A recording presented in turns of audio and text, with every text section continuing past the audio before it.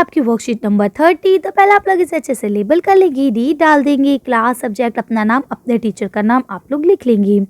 आज हम पढ़ेंगे पार्ट 7, हमारा देश भारत। तो आज हम लोग भारत के बारे में जानेंगे, ग्लोब में उसकी क्या स्थिति है इसके बारे में जानेंगे। तो चलिए पढ़ना शुरू करते हैं। भारत एक बहुत बड़ा भौगोलिक विस्तार वाला देश है, यानी बहुत ज़्यादा बड़ा देश है हमारा। ठीक है, उत्तर में ये हिमालय के ऊंचे शिखरों से घिरा हुआ है। आप सब जानते हैं इस तरफ हिमालय पर्वत की पूरी श्रृंखलाएं हैं। पश्चिम में ये अरब सागर और पूर्व में बंगाल की खाड़ी। तो आप देख सकते हैं इस तरफ यहाँ अरब सागर है और इस तरफ ये आपकी बंगाल की खाड़ी है। यहाँ देखिए छोटा छोटा लिखा हुआ भी है, ये देखिए, दिख रहा है आपको? ओहो, ये आपकी पेंसिल आज काम नहीं कर रही है। हाँ, अब देखिए, ये देखिए लिख रहा है ना आपका अरब सागर और बंगाल की खाड़ी। ठीक, तो यही चीज़ बता रहे हैं ये कि पश्चिम में अरब सागर है, ये रहा, और पूर्व में बंगाल की खाड़ी है और दक्षिण में हिंद महासागर है।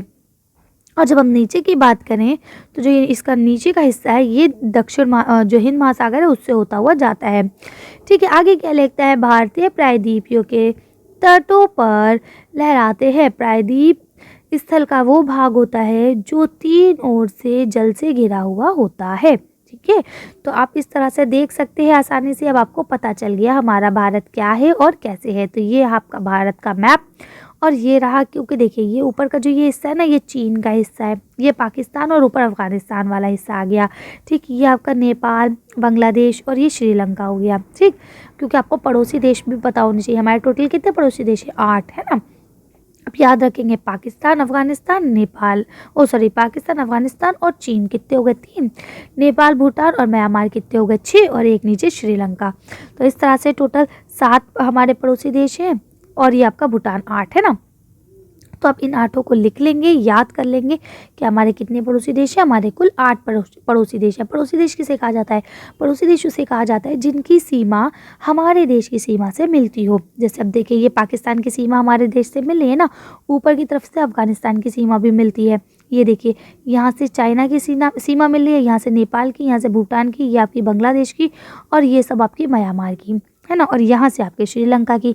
तो जहाँ से किसी दूसरे देश की सीमा हमारे देश से मिलती है वो सारे देश हमारे पड़ोसी देश कहलाते हैं। आगे पढ़ते हैं। अब आती है भारत की स्थिति। तो भारत की जो स्थिति है वो उत्तरी गोलार्ध में है।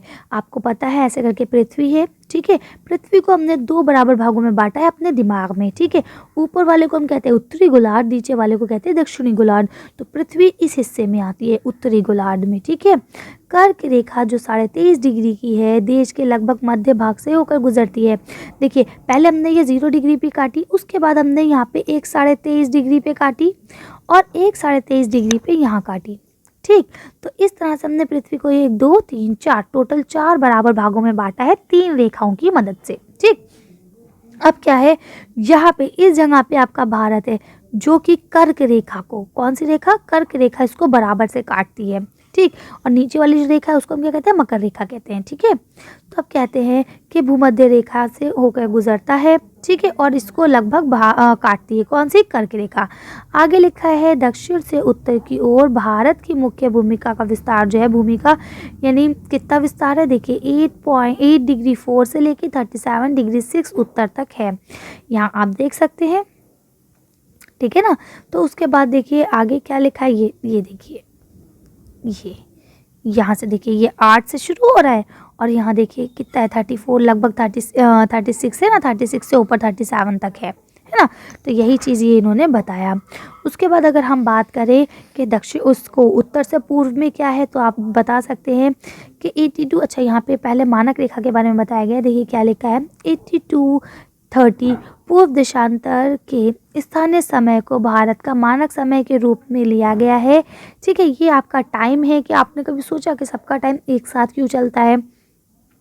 सबमिट थोड़ा थोड़ा डिफरेंट क्यों आता है? ये उसी के अकॉर्डिंग आता है, मानक रेखा के द्वारा। ठीक है, ये क्या होता है ये आप लोग डिटेल में पढ़ेंगे कब? जब आप 11th-12th में ज्योग्राफी लेंगे। अभी आपको इतनी डिटेल में जाने की ज़रूरत नहीं है, बस आपको इतना याद रखना है कि वो रेखा जिससे हमें समय का पता चलता है वो हम यमोत्तर रेखा भी कहते हैं। ठीक है, इसके बाद लिखेंगे भारत का क्षेत्रफल लगभग, यानी पूरा जो ये आपका भारत है, ऑल ओवर 32.1 लाख वर्ग किलोमीटर में फैला हुआ है। ठीक है, आगे क्या लिखा है, उत्तर में कश्मीर से लेकर दक्षिण में कन्याकुमारी तक इसका विस्तार 32 किलोमीटर है।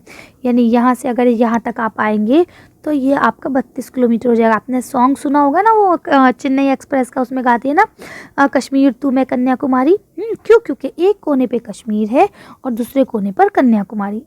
ठीक है, तो इस तरह से ये दोनों के बीच की जो दूरी, अगर आप स्ट्रेट लाइन में निकलेंगे तो 3200 किलोमीटर आना होगा। ठीक, चलिए आगे पढ़ते हैं। लिखा है आपका, पूर्व में अरुणाचल प्रदेश से लेकर पश्चिम में कच्छ तक का विस्तार लगभग 2900 किलोमीटर है। यानी ये देखिए आपका ऐसे करके यहाँ पे आपका लिया इन्होंने अरुणाचल प्रदेश और यहाँ आपका लिया कच्छ।